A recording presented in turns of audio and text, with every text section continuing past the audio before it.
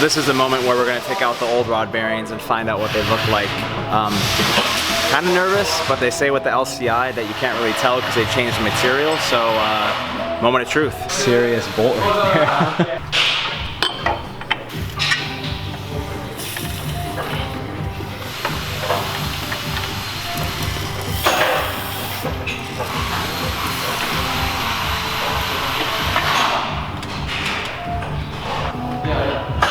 Bearing number 1.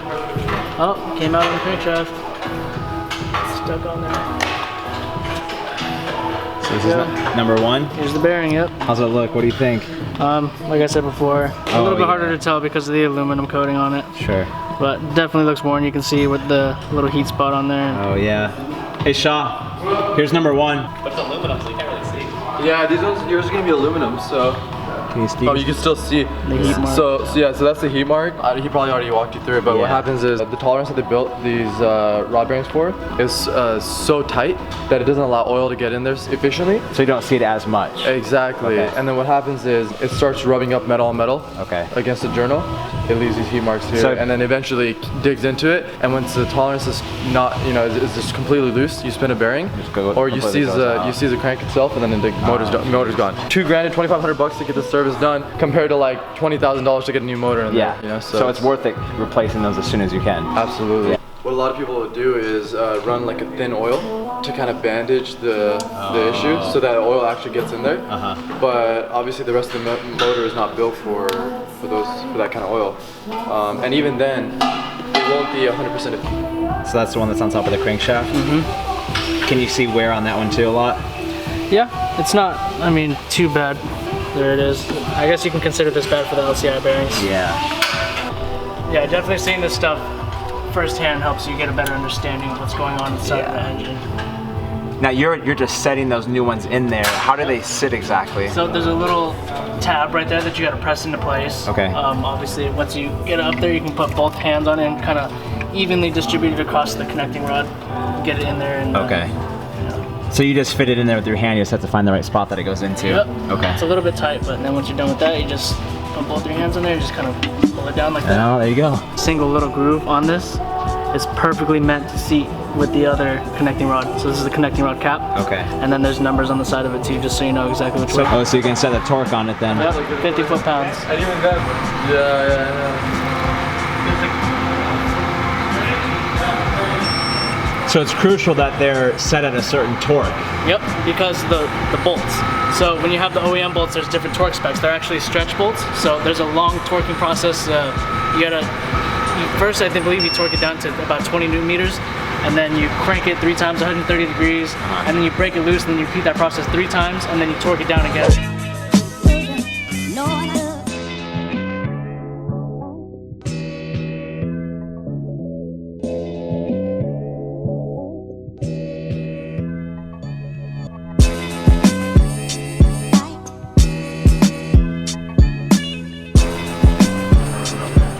You can kind of see how everything works. Here's the connecting rod cap, and then on the other side you can see the connecting rod. Connecting rod connects to the wrist pin, and then the piston is connected to that. So, and then right above the piston up there will be where the spark plug sits. And where do the rod bearings sit? The rod bearings sit right here. So this is where the connecting rod cap would sit here, but it's faced this way. Bearing sits in here, and then on the connecting rod cap, which is right here, sits inside of there on top of the crankshaft. Your cylinder number 6. Very last one. This is an old one. So basically the reason why I skipped these 4 right here is because of the firing order. So basically when we do this, I could have taken them all out and done them in order. Sure. But since there's no oil in the car, it's not going to cause any damage. We try to avoid cranking the motor as much as possible while there's no oil in it. Understood. So you don't do it in the actual order. Yeah. It's based on where it sits. Basically whichever one comes down first. So top, bottom, center. So basically when you crank it, we start right here on number 1, and then these ones will be on the bottom center. So they'll show up right here so we can access both of the bolts. And then as we crank it and move on, this one comes out next so you can get it to the middle. But then you crank it after that once you're ready to move on, and this one comes down next. Okay. So instead of cranking it over and over again to get this one down to the bottom to do it in order, we just do this one first. Gotcha. So that prevents less wear and tear and damage. It's unnecessary to crank it without oil in it, so why do it? Well, we might as well take the right step if we're going to do it 100% the right way. Exactly. So that's always avoid cranking it if you don't have to, since there's no oil in there. But that's all of them right there. Final result, you guys. This is what I've been waiting for a long, long time. There it is. So even though these are aluminum, there is still some wear. Since this is an LCI car, I guess that these are aluminum. The pre-LCI cars. Hey, what were the pre-LCI cars? What was it made out of? Copper. Copper? Mm-hmm. Okay. The whole bearing is in copper, but that's the outside coat. So that's where you'll see most of the wear. So you can't see the wear as much, but yes, these are pretty worn down from what I can see, and the fresh ones are in. So as you just saw, that was the final result of the rod bearings, and like I said, since it is aluminum, they don't show as much wear, but from what I had seen and from what John had seen, he said that those are actually pretty worn down for being aluminum. So when you have an M3, make sure you do rod bearings. That's it? Mm-hmm. All the fresh ones are now in. Thank you, John, do appreciate that. So these are definitely more worn than you've seen for aluminum. Way more. Yeah. I mean, if they were pre-LCI at that point, they probably would have already got pretty close to being spun. Actually, if you look at them at an angle, what you actually want to look at is the very edge right here. Mm-hmm. The reason being is because when it actually gets worn down, usually it takes it in right here. And because of the rotation of the pistons, it actually pushes down right here. Mm-hmm. So it actually collapses the bearings. Oh. And then when it starts collapsing, you see scoring at this very edge right here, which you're seeing from pretty much starting from... Oh yeah, you can actually see it on the like top. from 4. So it's not so much the middle, but also here too. Correct. Okay, that's when it's getting really close to getting spun. You can actually see the offset. Watch. So you see like a little bit of offset right there? So you eventually, when it gets worn down enough, it goes in like that. Oh, and then it collapses, and then there goes your motor. That's what you don't want. Okay, that makes sense. I've had a ton of emails to do all day, so this is still my desk. Yeah, just grab that and move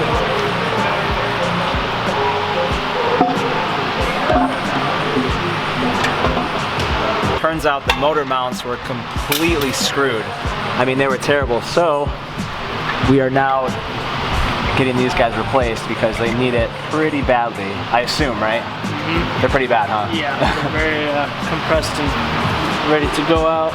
How can you tell how bad they are just because they're getting worn out? Okay, I'll show you in a comparison. Look how much more compressed in this one is versus this one. Oh, so it's by, oh yeah, you can see. Mm-hmm. It's just the bushing, it's just basically like a giant bushing, and they just get worn out, and as it compresses, it starts to soak in more of the vibration, and it joins with the subframe, and then you can feel it with the whole car. So this, can you explain kind of what it does exactly in general? Okay, so the motor has these motor mount brackets right here, right? They sit right here on top of the motor mount, and then the motor mount sits in between the bracket and the subframe. So a lot of weight is on that? Yeah, pretty much all the weight of the motor. Okay. It's all sat onto the motor mounts. So after time, it's going to wear down? Over time, yeah, because it's like a rubber bushing. So okay. As it gets worn down and it starts to compress, it's basically like it's getting harder in the subframe and everything else. You can just feel the vibration more within the car versus this absorbing. So if some people may think it's an alignment or a wheel balance issue, it can almost sometimes be an engine mount. Easily be a motor mount. Generally, you want to replace these. I want to say probably around 65,000 miles is when I've seen that they've started to get worn down enough to the point where they should be replaced. And you can see that one was just, that's toast. And the other one just ripped off completely. Yeah, the other one just tore straight off. That one was ready to just cave in. So that's the new one going in that will get rid of that crazy vibration. And here's the other old one that just... And the other one just ripped out.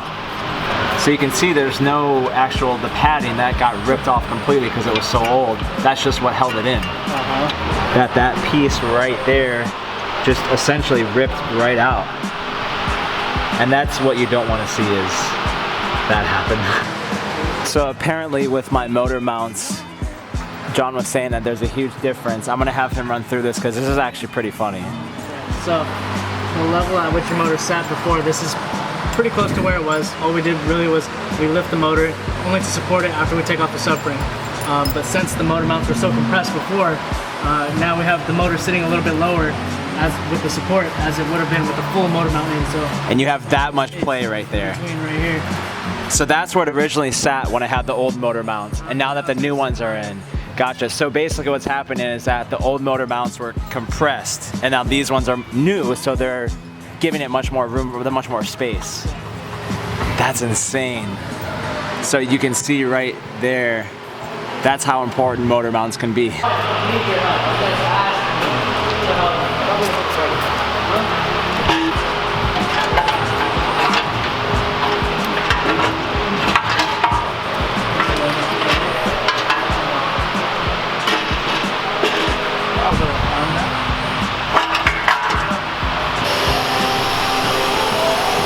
All done down there. Rod bearings are completely changed, and I didn't even see this, but they braced the engine to hold it up because they took off the subframe. So you braced this because you took off the subframe, right? Yeah. That's what that is? Okay. It's an engine support bar. So all right. Basically, if you don't have this and you take off the subframe, the motor will fall right through. Just fall straight through. Look, with the new motor mounts on, it's not even tight anymore. Wow, so going back to how we were just talking about the motor mounts, you can see that's loose because the old motor mounts were so compressed. Wow. So when I tightened up the subframe with the new motor mounts, it raised the motor. That's crazy. That shows you the importance of motor mounts. Yep. So now the rod bearings are all replaced. The engine's completely dry. There's no oil, there's nothing in there. And that's where motorsport fluids came into play. Thank you guys so much.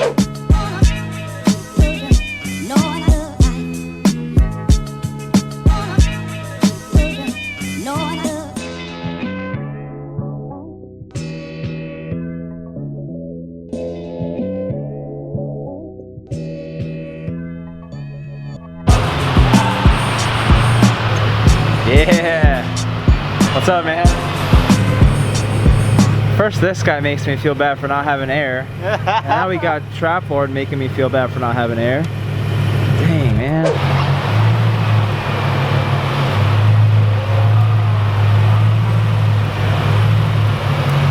This thing is so inconveniently wide. It's a little wide. Hey, don't hit my desk.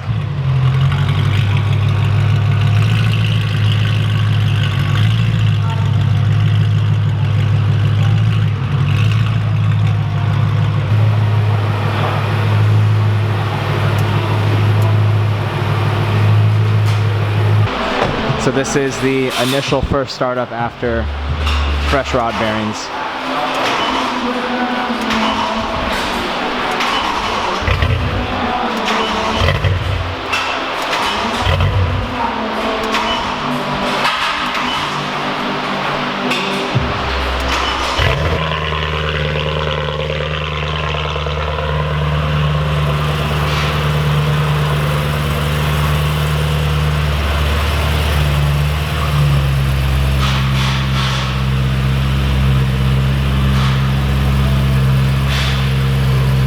That's the first startup of the car with the new rod bearings and all the new fluid. When the car was starting, it was to prime everything, right? Yes, so basically we press the button over and over again to get all the oil flowing and lube everything up correctly before we start it, and obviously cause excess wear. Okay. It's not lubed up. So that's a safe way to do it. Okay, it wasn't hesitating. He was doing that on purpose. Yeah. What they're doing now is just waiting for the car to get to full temperature, and then they're gonna do the diff fluid and then the transmission fluid, and then we're good. So rod bearings are done. Trap Lord's car is insane.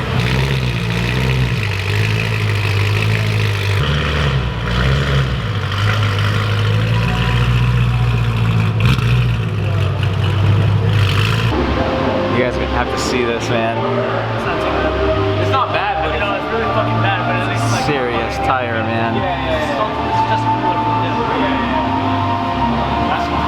13.5-inch rear tire, or rear rim. You already know what it is. You can see this is the E92 number 525. And then on my car, we have E90 number 532 by IPE. Represent!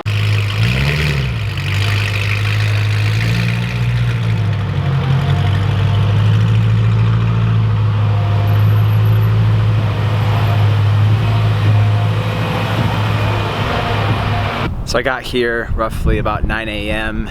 It is currently almost 6 p.m. right now, and they've been doing a lot of things with different customers. I'm okay with sitting around. They did it in a record time, but I'm gonna check on my car because right now they're doing the diff fluid and the transmission fluid, so we'll check on that. Diff fluid? Yep. We already finished up the transmission fluid.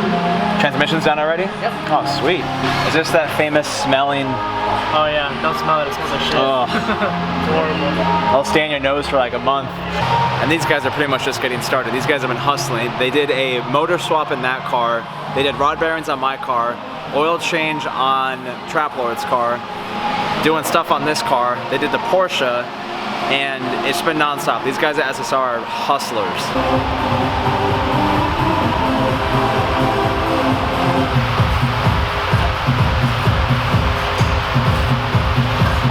Next up in one of the future videos, yeah. Man, what a day.